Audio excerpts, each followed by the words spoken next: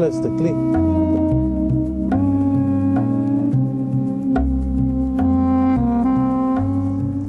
אבא, מה זה הבריכה הזאת?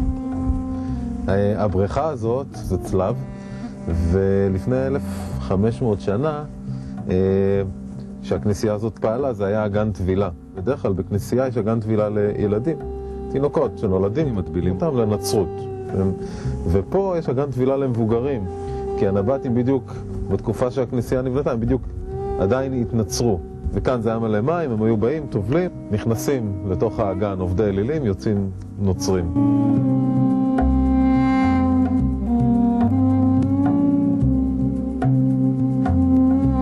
וואו, הנבטים האלה ממש כמו קוסמים, הם הצליחו לאגור מים ולבנות כנסיות כל כך גדולות. כן, הם היו עמדים, הם פה הרימו את כל האימפריה הזאת מכלום, באמצע המדבר.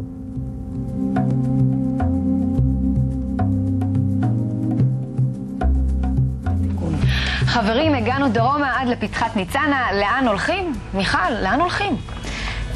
קודם כל שבטה, אני חייבת להגיד על שבטה, אחד המקומות, הגנים הלאומיים האהובים עליי, פשוט יפהפה ללכת ולהסתובב שם בין החומות, אבל אני לוקחת אתכם עכשיו לפארק הסולארי בניצנה. באמת חוויה נהדרת, אפשר לחוות אותה ברמה של לכל המשפחה, עם הסברים מותאמים לכל המשפחה, ואפשר גם לקבוצות מבוגרות יותר.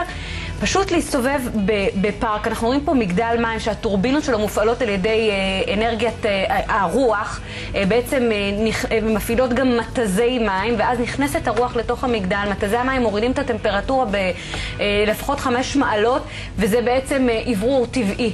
דרך אגב, מתקן כזה מעברר גם בנאות סמדר, מה שדיברנו, וגם הבתים שמעוברים בנאות סמדר באותה טכנולוגיה. יש שם מתקנים של כליאת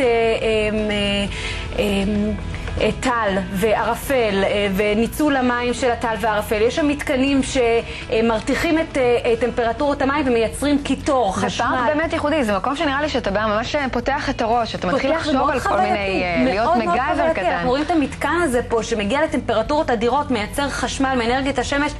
באמת יש שם, עוד פעם, זה ממש מנגיש לנו את כל